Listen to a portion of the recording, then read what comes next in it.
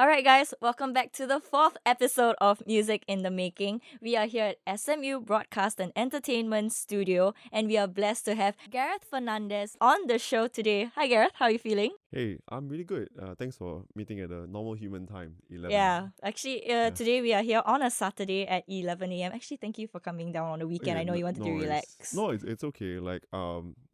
I think I believe in the grind. Mm-hmm. So and it's nice because I've never actually been here before. It's my first time. I didn't even know SMU had campus radio. So thanks for having me. Yep, and all the more we're doing this, so at least like music, local music artists like you can come on the show and get to like promote their songs and all their latest singles. You guys have Yeah. you had your latest single, right? Let You Down. Yes, it came out in I want to say 6 September. Yeah. But you know you've been in the music industry since 2014. 2014, yeah. Yeah, how did you were you very familiar with the fact that you wanted to be in music since then? Okay, so I'll try to go back in time a little bit. Okay, Mm-hmm. first, most of the artists, I mean, okay, first of all, Singapore, we all know each other. Like, there's only like True. It's too there are small. only like 100 We're too artists. small. Yeah, which is nice. And most of them that I know about, they grew up with music. Either they played piano as a kid, or guitar, or they went for lessons and so on. Mm-hmm. But for me, it wasn't the case. So my parents are the normal strict conservative type, Uh-huh. and somehow we didn't have music in the house. We didn't listen to music anywhere. Mm-hmm. I fell asleep in the car when the radio was on, so I never had music at all. I don't remember the Backstreet Boys much, Uh-huh. which is Uh-huh. strange. So it was only, I think, in like junior college, when I was in Catholic junior college, and somehow Ooh. my batch and maybe the batch after, we were all really obsessed with um 80s rock, anthem rock. 80s So we rock. love like Queen, we Ah, love okay. Guns N' Roses, which is very Mm-hmm. strange Yeah. because that music, It it's kind of it's evergreen, not but really the kind of things you listen to exactly, nowadays. exactly. Yeah. And no, but this was not nowadays. This was 2007, Oh, right? so back then like Yes, Avril Lavigne and all the exactly. Kind Paramore. of, yeah. But we, Yeah. we didn't like that stuff. So, uh, and then that was when I started singing in bands, and I thought, like, hey, actually, I might be good at this. Mm-hmm. And it was only when I went to uni, and then I happened to be classmates with John Chua from the Sam Willows, and he was Ooh. like, "Hey, let's jam." I was like, this guy was like, "Yeah, I'm a good guitarist." I was like, "Yeah, I'm a good singer." And then we both thought the other was crap. But when we met up and we jammed, I was like, "Hey, actually, this guy can play." And Mm-hmm. he was like, "Yeah, actually, this guy can sing." And then he introduced me to the Willows, and so before they were the Willows, Uh, and actually. To be honest, it was seeing a lot of their success. So John saying, "Hey Gareth, why not give it a choice? I'll give it a chance." mm-hmm. And so I was like, "Yeah, hey, I did it."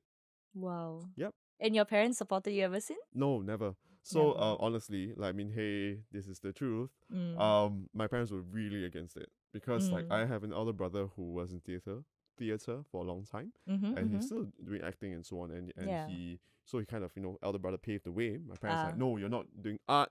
You're gonna go to school. You're gonna get a job. And I took a scholarship because of them, and I Ah. had to filial piety and so on, and practicality. So I went on to work for 2 years for the government after I left university. Mm. Yep. So no, they only came for like a few gigs, and then Uh-huh. they were like, oh, actually, you're not bad. Yeah. And then I remember I was on TV Mm-hmm. for like the countdown or something, and it was Uh-huh. I think at that time it was the biggest performance of my life. Mm-hmm. Live TV, and I get to play my own song, which is so important. Yeah. Like just after Taufik, Taufik, Oh I my was like, gosh, yeah, yeah, yeah, yeah. and then my parents texted me, Happy New Year. You were a bit off. Oof. So I was like, oh Oof. man, like that's subtle Asian traits right there. But it's Oh, okay. Like I think strict Asian parents. yeah, I think they are supportive. Mm. It's just that they were very, very worried about the financial part of it. Yeah, Mm. yeah, and they are to some extent correct. Yeah, that's Yep, true. yep. But you've been in the music industry for so long. Has it changed? I'm pretty sure it did, Okay, right? first things first, I'll say that it's not industry still. Oh wait, It's sorry, no, music scene, yeah, right? exactly. No, Yeah, but music it's not scene. nothing wrong. It's just that it's too small. There Mm. are a lot of artists. There are almost no managers. There used to Mm-hmm. be about five. Now there are two. Mm-hmm. You know what I mean? So Managers? yeah, yeah, we don't have artist managers around. Okay. There are very, very few. And it's a little bit sad because like there are more and more artists, but we need help on the Mm. business side. So I've been doing it myself for such a long time, and I got used to it. But it would be like, I noticed that the ones that really make it, like the Willows, like Jasmine Soko, like General Bones, they're the ones who really had someone to Lin Ying, Charlie, they are the ones who had someone to kind of like back them from the corner.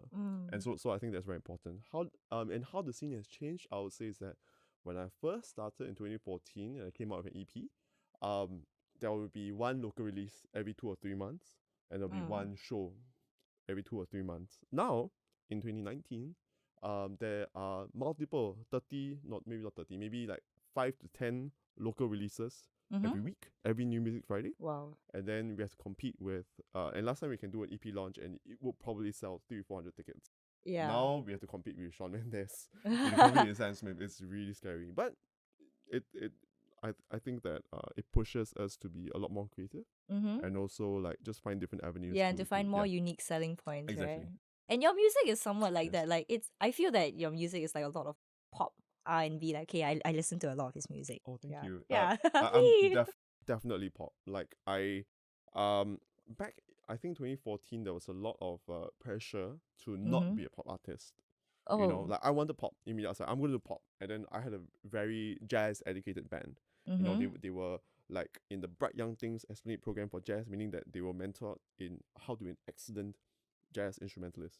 Okay. Right. So that's and if you understand, that just means that, I mean, for people who like jazz, it means that you are kind of really technically proficient. So pop is kind of not cool. It's like the Back easy way then. out. It's still kind of, because jazz is so technical and so Oh, difficult yeah. to do.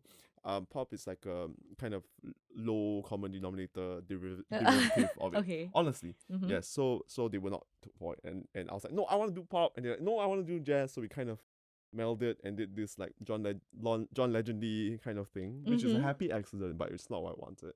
Oh, So it's okay. only like the last couple of years when I've taken like full creative control and chosen my partners in terms of how I want the writing to be done, how I want the production to be done, that control. Yeah, so I'm able to really craft a sound that I want. Yeah, so I'm happy. But I mean, it took me a little bit long to do that. Like some of the people doing that, like Jasmine Soko, who's killing it. She's only like 22 or something. Yes, yes. And she's also like self-produced, which is crazy. It means that she does everything herself. Yeah. That's awesome. Which is quite versatile in terms of like the skill set, right? It's crazy. It's crazy. Yeah. Like, because usually, like for me, I have to engage producers and so on. But it's fine. You know, I think that it if you don't have skill yourself, you outsource. Yep. And so your music is, you say pop. Pop. And Right. of course some R&B. But it depends, like, because pop is actually, to me, it's a non-genre because it changes over time. Like when I was a teen, it used to be R&B, and then it used to be R&B, and then it transitioned to folk, and then for 2014 2015 it was hardcore EDM, and then now it's hip-hop. Hip-hop is pop now. Yeah. Yeah. Yes. Exactly. And so your inspirations for like your music style or like your lyrics would be... Okay, so they've changed over the years. When I first started, completely Justin Timberlake and Bruno Mars in 2014. That was what I wanted to be. I kind of took inspiration from how they looked, how they dressed, how they moved. And then, so from like physical appearance everything. to... Wow. Everything. Okay. Now, of course, I'm not slim and tall, unfortunately. But but the dressing, everything. And then then it became a bit more Sam Smith. Yeah, which is what I personally felt when I saw your listen to Achilles. Achilles, yeah, Achilles, definitely. it had a lot of Sam Smith. Yeah, we definitely drew inspiration. And then so I think right now it will be a lot of Sam Smith because we have a similar, or rather I'm using this is not a bad word, a bastardized version of his. It's not a bad word, yeah. It's check the dictionary. A bastardized version of his, or rather a similar singing technique to his. Therefore, we sound similar. And then Lauf right now. Lauf, yes. Yes, because of the way that a lot of it's very hooky, meaning that it's repetitive in a certain way that's designed that to be makes repetitive. you want to listen Yes, again. exactly. To create kind of design and earworm, and also like a very romantic kind of content. So everything's intentional. Wow. Yeah. So you'll be performing for us Let You Down and later on And Achilles, right? That's right. Yeah. Yeah, so we can't wait to hear it. I mean, I personally can't wait to hear it. And I'm Aw. pretty sure you can't wait to hear it too. So we'll be heading over to our site studio, our recording studio, and we'll be hearing him perform those two songs in just a few moments.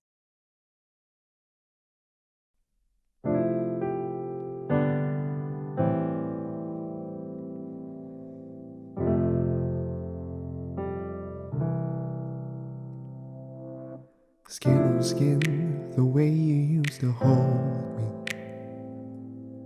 Side by side, whiskey in my head. Said, darling, no use in being sober. I can't recall the words we left unsaid. Want something I can touch, something I can feel. Learned that my pride is my Achilles heel. And when my time is up, you know my love was real. I learned that my pride is my Achilles heel. Set me free, angel from a nightmare. I woke up in this hell too many times. Maybe we were never meant to make it. I take these words and set them all on fire. I want something I can touch, something I can feel. Learn that my pride is my Achilles heel. And when my time is up, you know my love was real. I learned that my pride is my Achilles heel. I learned that my pride is my Achilles heel.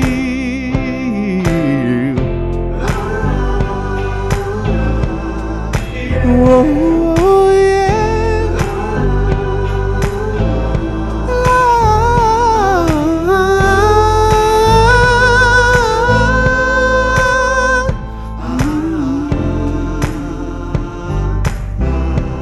I want something I can touch, something I can feel. Learn that my pride is my Achilles heel. And when my time is up, you know my love was real. I learned that my pride is my Achilles heel. I want something I can touch, something I can feel. Learn that my pride is my Achilles heel. And when my time is up, you know my love was real. Learn that my pride is my Achilles heel. Learn that my pride is my Achilles heel. Learn that my pride is my Achilles heel.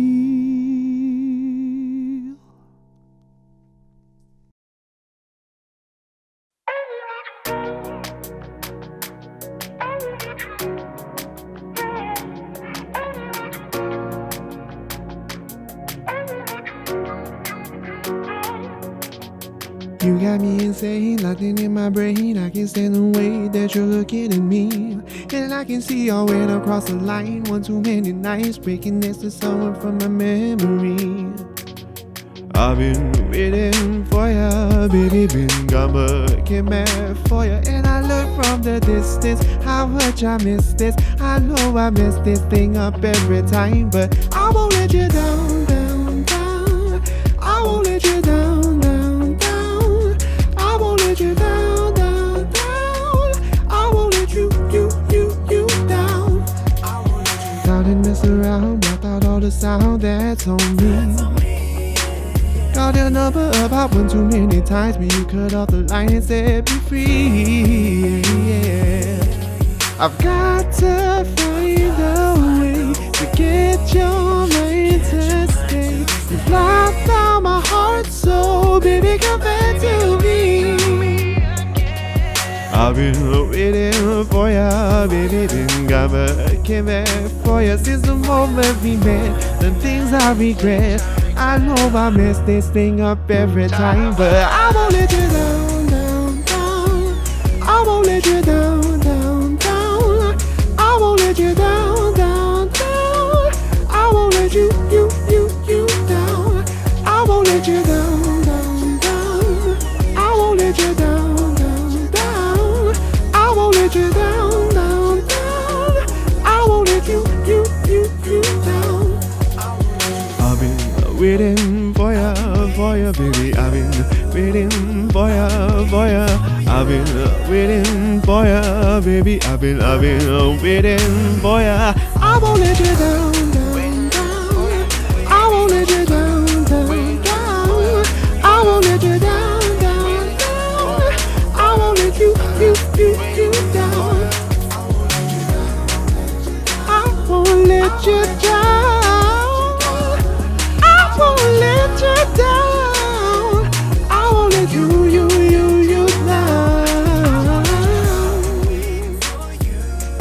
No, no.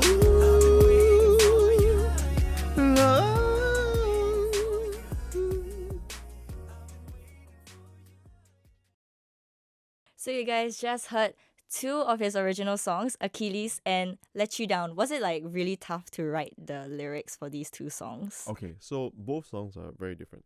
Mm-hmm. Okay, so Let You Down is a thematic sequel to Drowning. So which another is song your that came out other in January, single, and yeah. they're by the same producer and the same co-writer, Howard. So those songs are meant to be like a kind of like almost a separate project from Achilles because they sound so different. Yeah. I hope people can pick up on that, or at least I'll explain it next year when all the songs come out.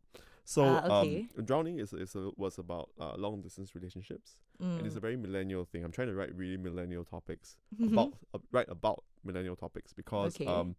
for I think maybe a good chunk of people have been in some sort of long distance thing because of exchange, Yeah. because of internships and so on and so forth. Mm-hmm. So that song was inspired by my own experience and the experience of Howard. Ooh. So basically, and the idea is that it delves into how, even though now we are so digitally connected with WhatsApp, with WeChat, and so on and so forth, we're actually more alone. Oh. Yeah. So that's what Johnny's Yeah. about. Dwayne, you Yeah. mean by long distance, it doesn't need to necessarily be like across the like over countries, right? Normally, yes. Oh, Because normally. I mean Pasir Ris to no. Not in Singapore, really. Not really, but out of Singapore, I think that's the experience. And then for Let You Down as a sequel to that, meaning that so in Drowning, what happened was that there was doubt, there was infidelity maybe because some lines are like, oh, it's been a month since you replied. Oh. Can you show me pictures of how come I like all the insecurity and the all I see are fear. pictures of that guy. You know what I mean? That kind of thing. That's what the song's about. And then Let You Down is kind of like, okay, so the relationship has broken down. There's been betrayal on both sides. Can we give it one more try? And if you give me that one more chance, I will let you down. So that's what it's about. Those were not difficult to write, honestly, because they came from your own personal experience. Everything comes from personal experience for me. Like I find it difficult to write songs about space and so on because like I don't know anything like whereas except for Star Wars, but so I always find it easy to write about things that I know about, the experiences of my friends, my peers, and myself. That's the easiest because I want it to be real. For Achilles, it was a lot harder to write because that was actually written a long time ago, like 2016, with Lindsay. Yeah, exactly. And so I had the chorus already that just came out, but the verses took me some time. So I met up with Lindsay, and he was like, "Hey, I know that you are," because at that time I was going through a difficult time because I was working and I was not allowed to do music. Yeah, so that's very painful. Yeah, and it wasn't my choice, like I mentioned earlier. Like it wasn't what I wanted, and it was extremely painful. So he was like, "Hey, and then this is a little bit not so nice to say, but because I had built momentum in 2014, 2015 in my music career, and I had to hit a hard pause on that for 2 years.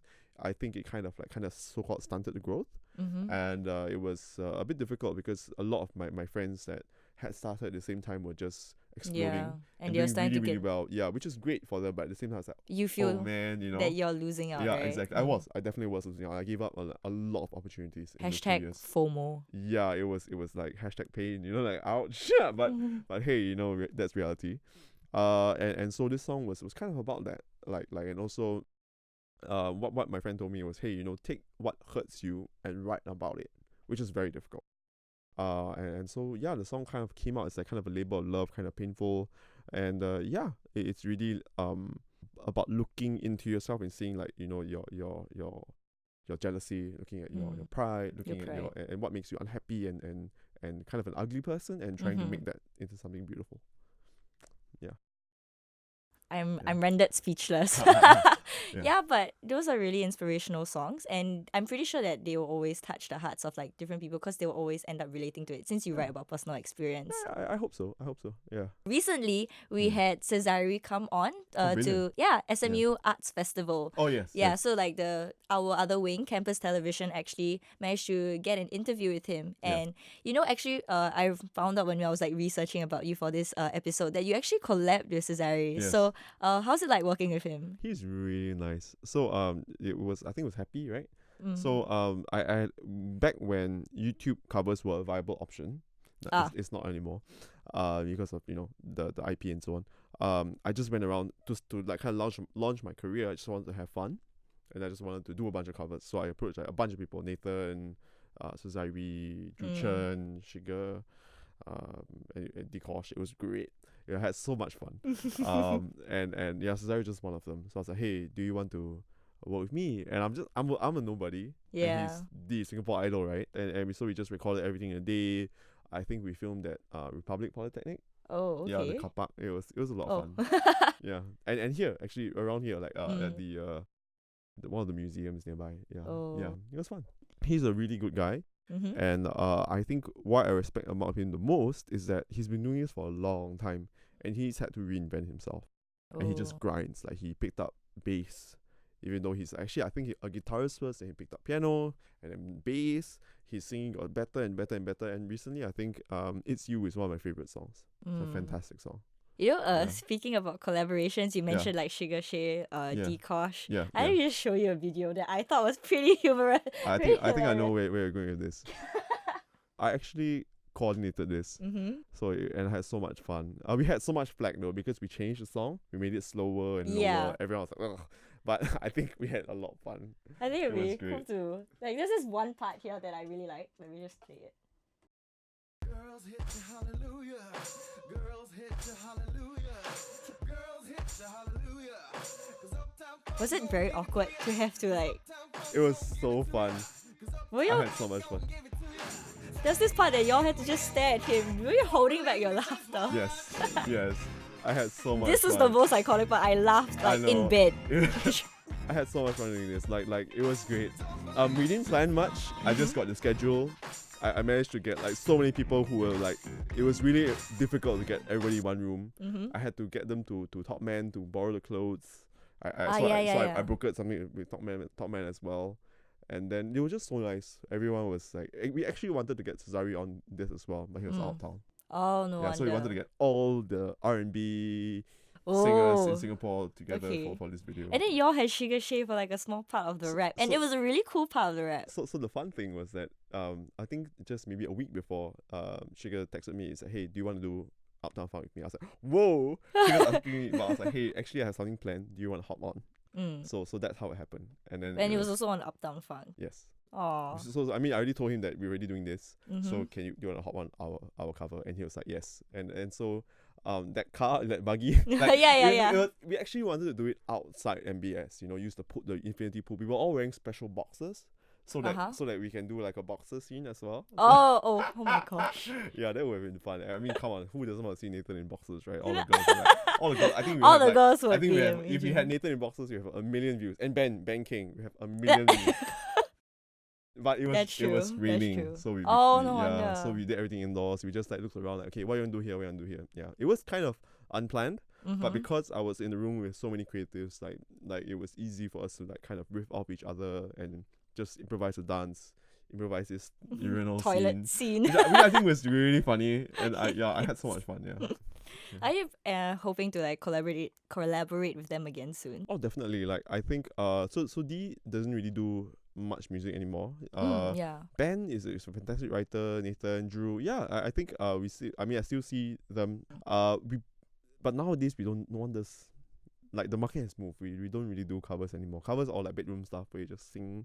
Yeah. Or like you play with your band because you like these kind of videos used to be monetized. They can't anymore. Yeah. And they don't have the virality anymore. It's just the nature of how social media works. Like now, if you share YouTube to Facebook, there'll be a small link. It doesn't show the video. You know what I mean? Yeah. So I don't think it will be in this form anymore. Most likely, if I were to collaborate with any one of these talented people, it will be on an original song. on an Yeah. original And song. I think like Sugar has moved so, like all of them have moved so far past YouTube covers now. Because Yeah, like definitely. nothing wrong with YouTube covers. It's just Mhm. not as viable as it used to be. Like Sugar's like now he's collaborating with J Park. Yeah. You know, it's crazy. And then you know all of them are doing crazy stuff. So we'll see. Yeah. You know, recently Yeah. on his social media, I noticed that you've actually gotten a new dog. Oh yes. Yeah, Yes. I'm and a like big- someone yeah. that really loves like pets and animals, like Yeah. I was like fangirling as I was like scrolling through your feed. We will link them all down in the description below, so you guys can see his beautiful dog. Yeah, You wanna like give the audience a little like context on what this is Sure. about? So I've always been like a dog person, and I love dogs in particular, and I'm probably not going to be a parent. Sorry, this is controversial. I'm just yeah. So I love dogs, and then opportunity came up because there's an organization called Voices for Animals, and what they do is that they take ex-breeding dogs, and then so breeders just breed, and once the dog is done, can't breed anymore, they'll give it up for adoption. So we went for a drive, and there was this so I said, oh, I want a Sheltie, and they just shoved this dog in my hands. So I was like, okay, this is not the one I wanted, but that's fine. I put her down, and then like she couldn't really walk because her legs were a bit stunted, and she was a little old. She has cataract in one eye, bogey, like kind of missing half her teeth. I was worried like this dog can't walk.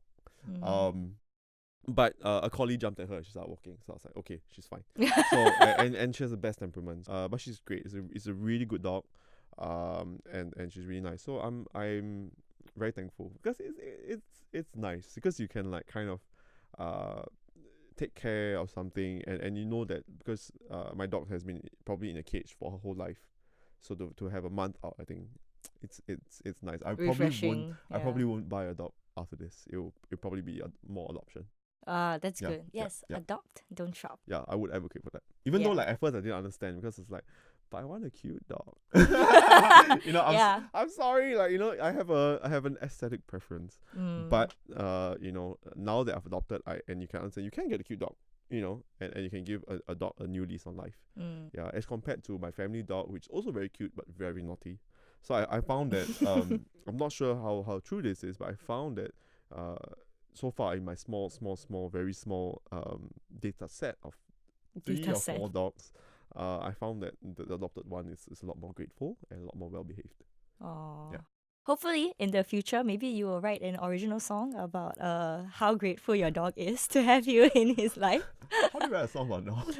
I don't know, Okay, we'll see. personal experience. But, you know, unfortunately, that's all the time that we have Yes. today. Okay. Thank you once again, Gareth, for coming down all the way down to the studio Oh, no and worries. gracing us on a weekend and making it's all my good. morning so wonderful. It's all good. Thanks for having me. Thank you. Yeah. And, you know, we'll be seeing another artist here in the SMUB studio. So, once again, tune in to the next episode.